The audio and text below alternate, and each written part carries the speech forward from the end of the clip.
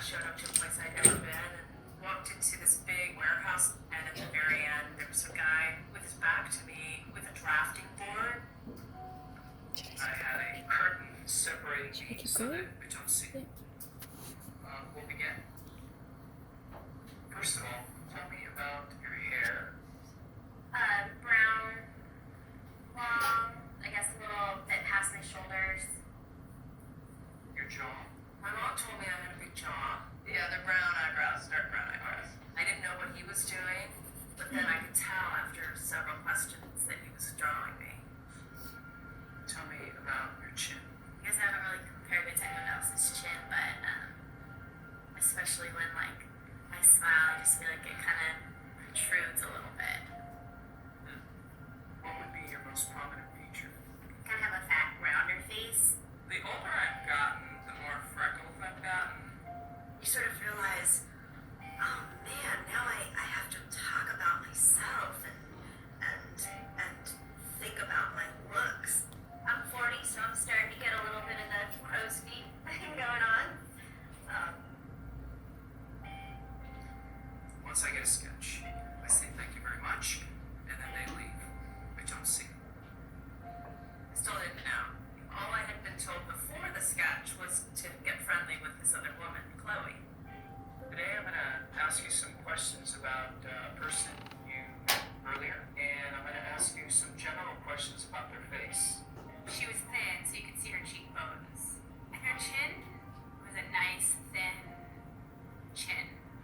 The women were really critical about moles or scars or things like that, and yet they were describing just a normal, beautiful person. She had nice eyes. They lit up when she spoke and were very expressive. The length of the nose, what is that like? It's short. Short. Yeah, cute nose. Her face was fairly thin. She had blue eyes, very nice blue eyes. Okay.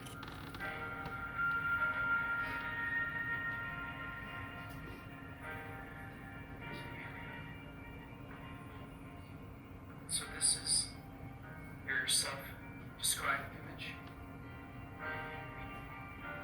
And then somebody else described you in line with this sketch.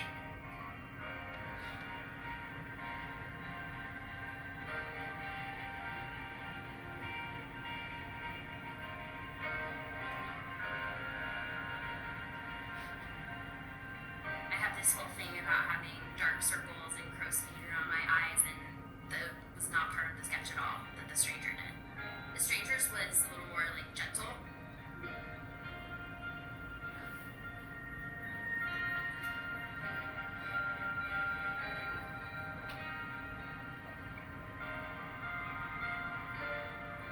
It's pretty different. Just very straight.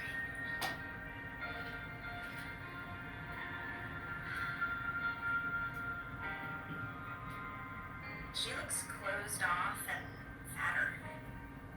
She just looks kind of shut down. Sadder too.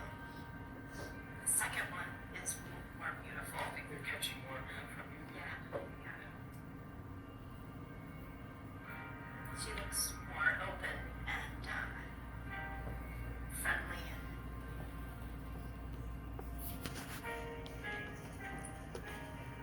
yeah.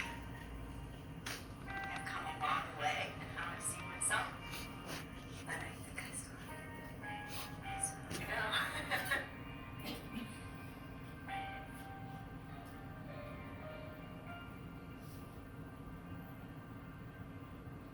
I have some work to do on myself. Do you think you're more beautiful than you say? Yeah.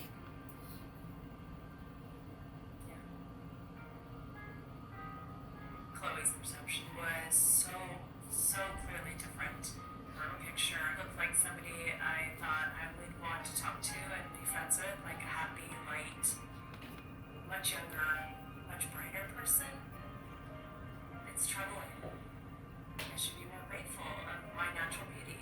It impacts the choices and the friends that we make, the jobs we apply for, how we treat our children. It impacts everything. Couldn't be more critical to your happiness.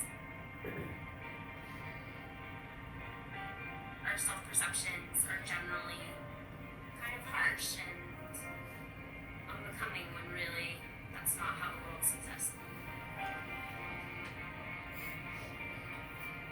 We spend a lot of time as women analyzing and trying to fix the things that aren't quite right, and we should spend more time appreciating the things that we do like.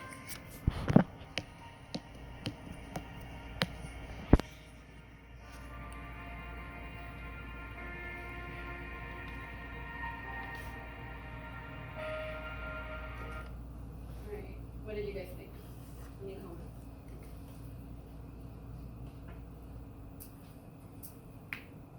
You guys like the video? It's pretty interesting, right? We like tend to criticize ourselves and think we look a certain way, but then someone else comes out and he doesn't. We're perfectly fine, there's absolutely nothing wrong. Alright, and I think this has a lot to do with how we compare ourselves to people on social media, our friends, or etc. So eating disorders and the LGBTQ community. So obviously eating disorders do not only affect women or men, it also affects gay, lesbians, and everyone. So according to NIDA, which is what I had mentioned before, the National Eating Disorder Association, people in the LGBT community face very unique challenges that may put them at a higher risk for developing an eating disorder.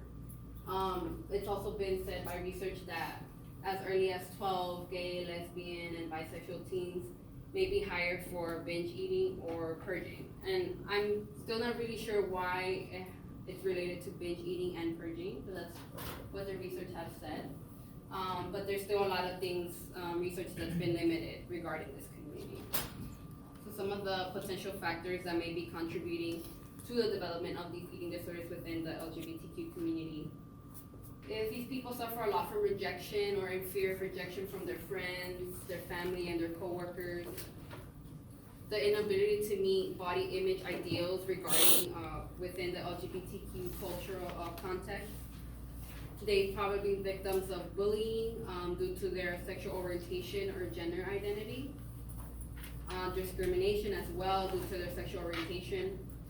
And some have even, like I said, these people use eating disorders as a coping mechanism for their stress or trauma. So some people have suffered from post-traumatic stress disorder. And they're using eating disorders as a way to cope with those feelings. And then we kind of discussed about this eating disorders in men and boys. So this is obviously not just a women's issue, it's also male. It's also been reported that out of 1 in 3 people, one of them is actually male. So there is a lot of men suffering from eating disorders. And it's been stated that in the US alone, eating disorders will affect about 10 million male at some point in their lives.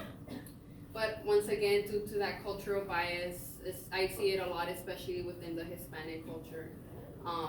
They expect men to act a certain way and be a certain way, you know, that machismo type of attitude. So men do tend to seek less help, and they think they kind of have to hide their feelings and express how they feel, or even seek help because they think it's feminine or gay. And so celebrate diversity and health at every size. Has anyone heard of the book Health at Every Size?